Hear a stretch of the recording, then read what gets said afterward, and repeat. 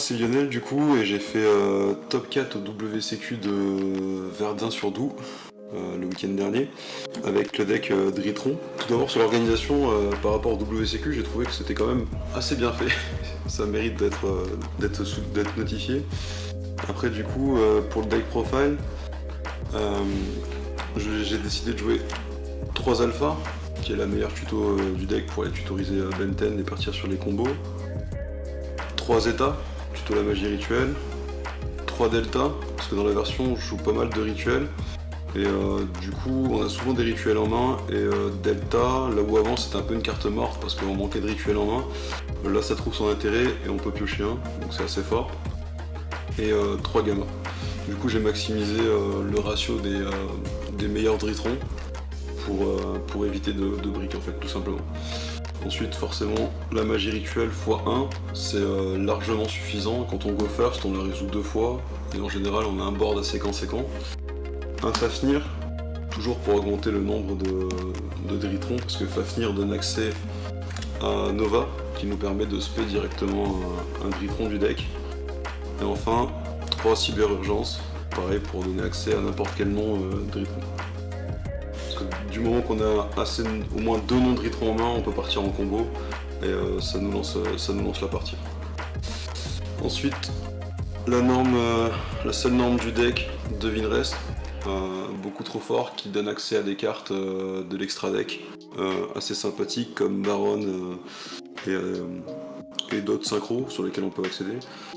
Le package Fusion de la Destinée avec Plasma plutôt que fonceur, parce que en fait dans le deck j'ai que 3 normes et sinon j'arrive à spé tous mes noms de Dritron. Du coup je trouve que Plasma est meilleur que Dasher, rien que pour ça. Et puis son effet sur le terrain est beaucoup trop fort pour s'en passer, donc ça suffit. La lock de la faux bien sûr qui est toujours partout.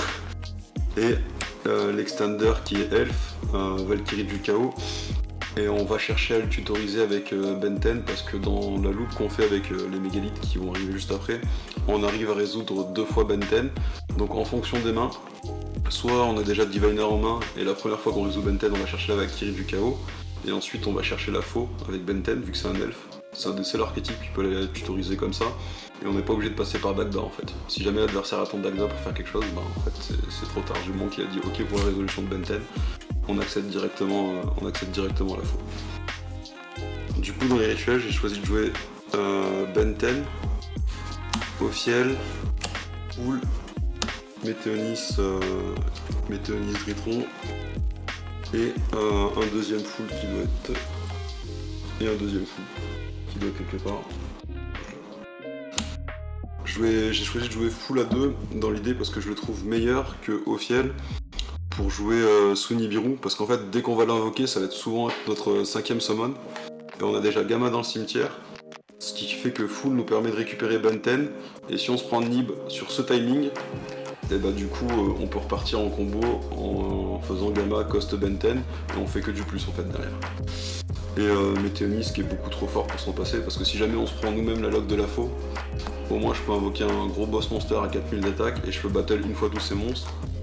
Et pendant le tour adverse, je peux bannir 2 Dritrons de mon cimetière et envoyer 2 cartes au cimetière de son côté en les ciblant. Voilà, donc c'est beaucoup trop fort pour s'en passer. Après, j'ai décidé de jouer, pour tout ce qui est free spot, j'ai décidé de jouer 2 Veiler, 2 Nibiru et 2 Impermanence. Pourquoi? Tout simplement parce que je joue Cross Out et un Callby.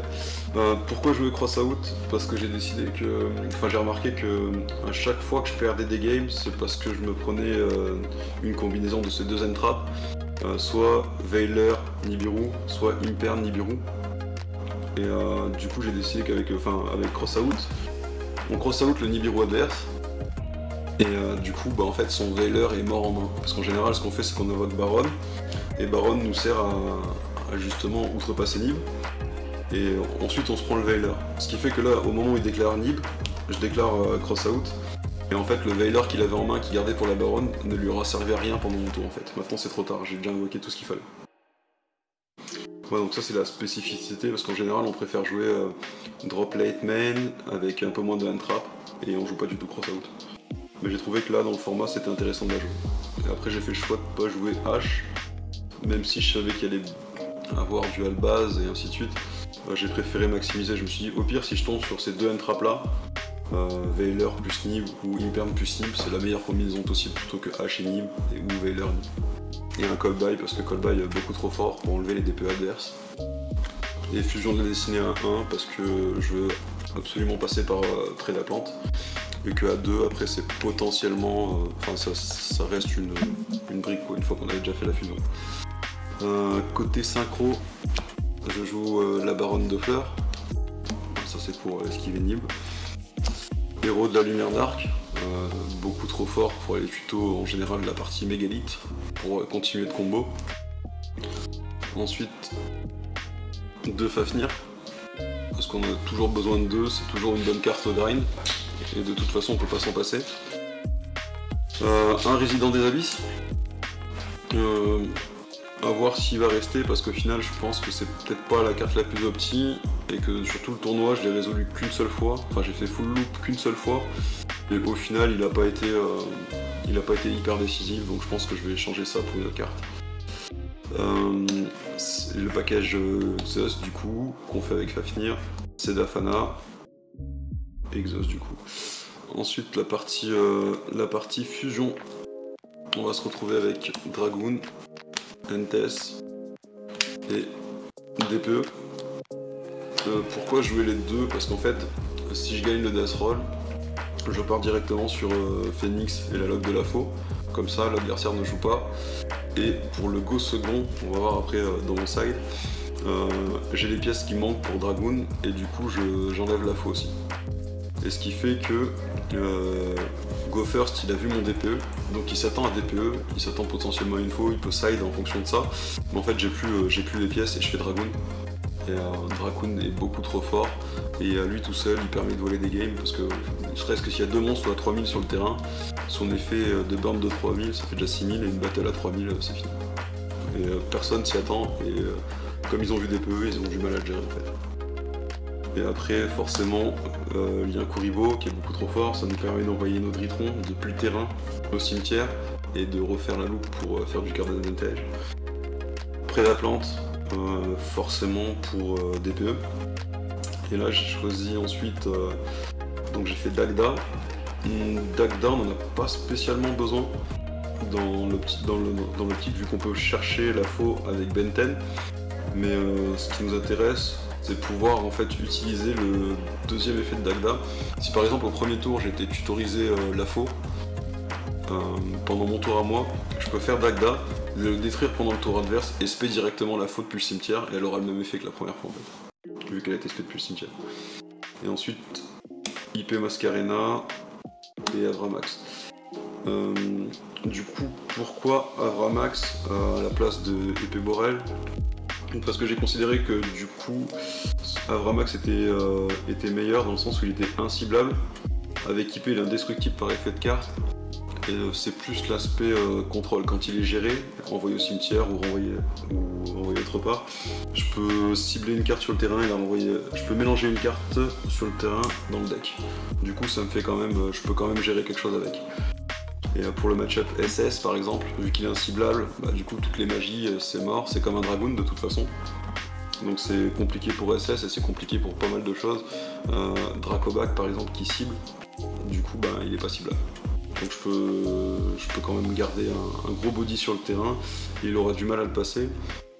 Et vu qu'on a Météonis Draconide, le rituel qui permet de battle tous les monstres une fois, je trouve que c'est meilleur dans l'ensemble que épée Borel. Et souvent, en fonction des match-ups, soit je la fais pendant mon tour, soit je la fais pendant le tour adverse si je sais qu'il joue pas près de la plante, vu que je peux avoir IP et Verté sur le terrain. En général ça surprend vu qu'il est indestructible par effet de carte. Ça fait un gros body à passer. Ensuite pour le side, 3 twins pour les decks back row, 3 Evenly match, pareil pour back row ou combo en fonction de ce qu'on affronte. Je les ai jamais rentrés de tout le tournoi. J'ai dû rentrer un Twin Twister contre Prankid à la place de la faux. Sinon le reste, j'ai pas eu de match-up back row. Mono Lancea, qui se retrouvait switché avec la faux en fonction de si je start ou non. Le package Dragoon. Un droll et 3 droplets. Je crois que normalement même ça fait 2 drolls, si je ne me trompe pas. J'ai dû dégager. Ça fait 2 drolls. Tout ça c'est pour les targets à crossout tout simplement.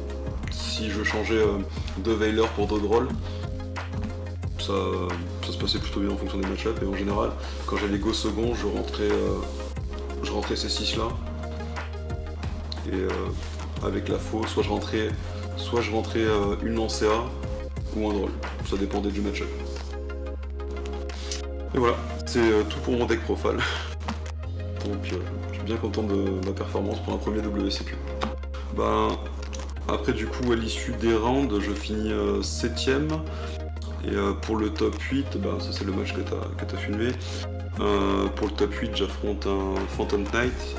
Et du coup j'arrive à passer en top 4, et top 4, bah là le deck a briqué tout simplement, donc j'ai rien pu faire. Et je finis top 4 à l'issue du top 4 tout simplement. Et puis bah après, sinon c'était un super WCQ, bien content de l'avoir fait.